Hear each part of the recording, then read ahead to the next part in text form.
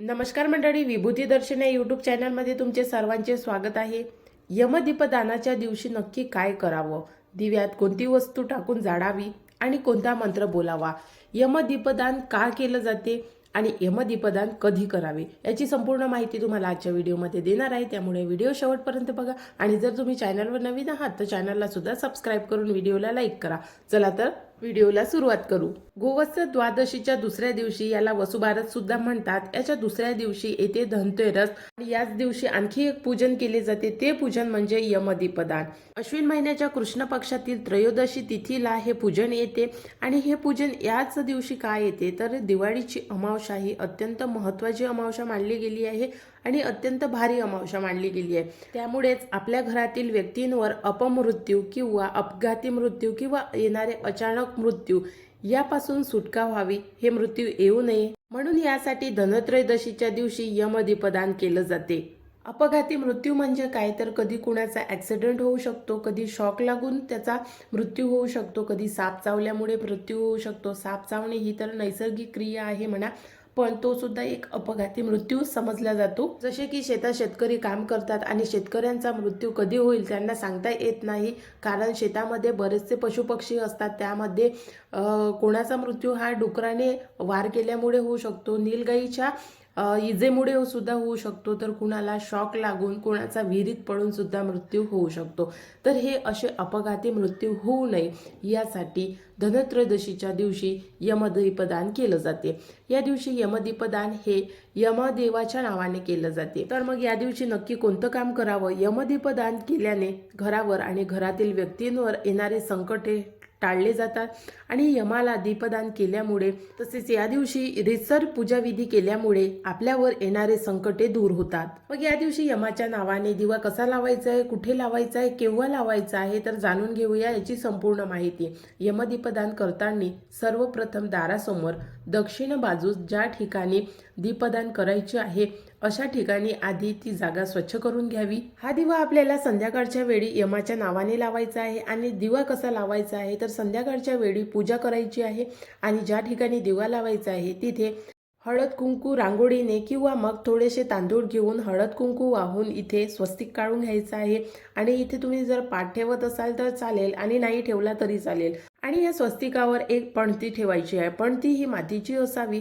साधारणपणे धनत्रयोदशीच्या दिवशी असं म्हणतात की आपल्या ज्या पूर्वीच्या दिवाळीच्या म्हणजे मागच्या दिवाळीच्या पणत्या होत्या त्या यावर्षी धनत्रयोदशीच्या दिवशी लावाव्या आणि ज्या नवीन आहेत त्या दिवाळीच्या दिवशी लावाव्या.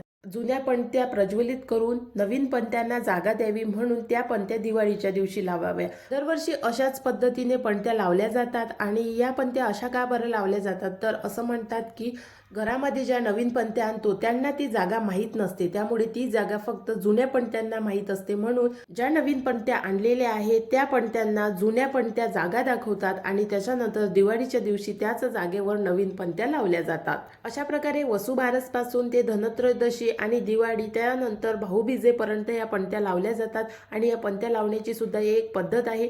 तर पुढच्या व्हिडिओमध्ये तुम्हाला नक्की सांगणार आहे की दिवाळीला पणत्या कशा लावाव्या. आजच्या व्हिडिओमध्ये आपल्याला धनत्रयोदशीच्या दिवशी यमदीपदान करायचे आहे आणि यमाच्या नावाने दीपक प्रज्वलित करायचा आहे. तर आपण स्वस्तिक काढून घेतल्यानंतर त्यावर एक दिवा ठेवायचा आणि दिव्याची वात ही दक्षिण दिशेला असावी.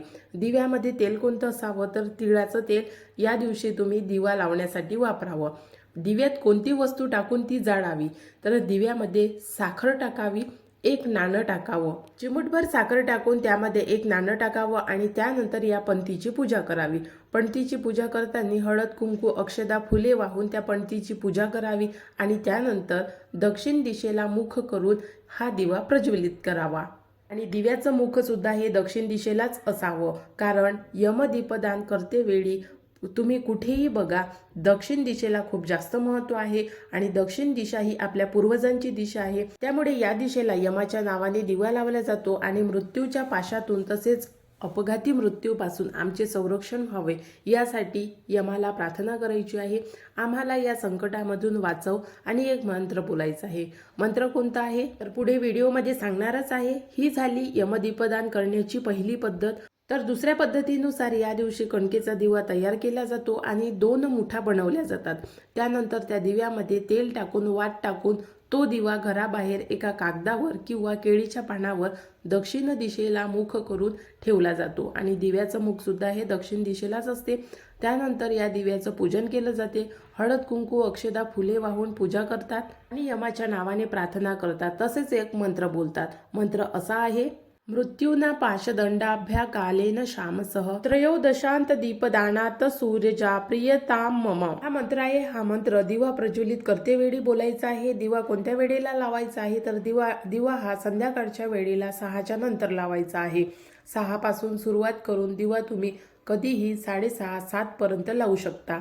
यमदीपदान करण्याची वेळ ही रात्री 8 पर्यंत आहे. त्यामुळे या वेळेमध्ये यमदीपदान तुम्ही नक्की करावं. आता अशा प्रकारे यमाच्या नावाने दिवा लावला आहे, पण यमदीपदान कसं करावं तर या दिवशी आपल्या घरी पूजा ठेवावी आणि पूजनामध्ये आपण ज्या लोकांना बोलावतो त्या लोकांच्या हातून सुद्धा यमदीपदान करून घ्यावं.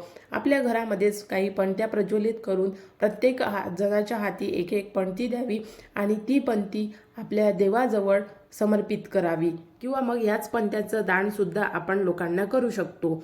जो दिवा आपण यमाच्या नावाने बाहेर लावलेला आहे, एक विशेष करून काळजी घ्यायला हवी की तो दिवा विझल्यानंतर दुसऱ्या दिवशी ज्यावेळी आपण तो घरात आणतो तर तो दिवा कधीच घरात आणू नये. एकतर तो दिवा कुणाला तरी दान करावा किंवा मग पाण्यामध्ये प्रवाहित करावा. यमदीपदानाच्या दिवशी या दिवशी संपूर्ण घरभर दिवे लावले जातात, पण हा जो एक दिवा आहे जो यमाच्या नावाने लावलेला असतो तो दिवा घरामध्ये आणू नये. बाकीचे दिवे आपण घरामध्ये आणले तरी चालतील, कारण तो दिवा आपण यमाच्या नावाने आणि आपल्यावरील संकटे दूर करण्यासाठी वापरलेला दिवा आहे आणि त्यावर मंत्र सुद्धा पुललेला आहे आणि आपली जी इच्छा आहे ती व्यक्त केलेली आहे. त्यामुळे तो दिवा आपण घरामध्ये आणू नये. अशा प्रकारे धनत्रयोदशीच्या दिवशी यमदीपदान करण्याची पद्धत आहे. फार पूर्वीपासूनची प्रथा आहे आणि याच दिवशी यमदीपदान केलं जाते. तसेच मृत्यूच्या पाशातून आपल्याला सुटका व्हावी, अकाल मृत्यूचं भय राहू नये यासाठी यमदीपदान केलं जाते. आणि तसेच अकाल मृत्यूच्या भीतीपासून आपली सुटका होण्यासाठी एक मंत्र आहे. महामृत्युंजय मंत्र आहे. तो मंत्र भगवान शंकरजीला समर्पित आहे आणि तो मंत्र असा आहे, ओम त्र्यंबक यजामहेम सुगंधीन पुष्टिवर्धनम. हा जो मंत्र आहे हा मंत्र आपल्या घरामध्ये रोज सकाळी किंवा संध्याकाळच्या वेळी एकदा तरी अवश्य ऐकावा. महामृत्युंजय मंत्र ऐकण्याने मात्र आपल्यावरील संकटे दूर होतात. यामधून निघणारे जे शब्द आहेत, जे ही बीजाक्षरे आहेत, ते आपलं संरक्षण करीत असते. त्याच्यामुळे महामृत्युंजय मंत्र हा प्रत्येकाच्या घरामध्ये निदान एकदा तरी दिवसातून नक्की ऐकावा. तर अशा प्रकारे यमदीपदान करण्याची पद्धत आहे. वेळ तुम्हाला संपूर्ण माहिती आजच्या व्हिडिओमध्ये सांगितलेली आहे. जर तुम्ही व्हिडिओ पूर्ण बघितला असेल तर व्हिडिओला लाईक करा आणि सोबतच तुम्हाला काही प्रश्न असेल तर ते सुद्धा कमेंट्स करून नक्की विचारा आणि चॅनलला सबस्क्राईब करून बेल आयकॉनला प्रेस करा.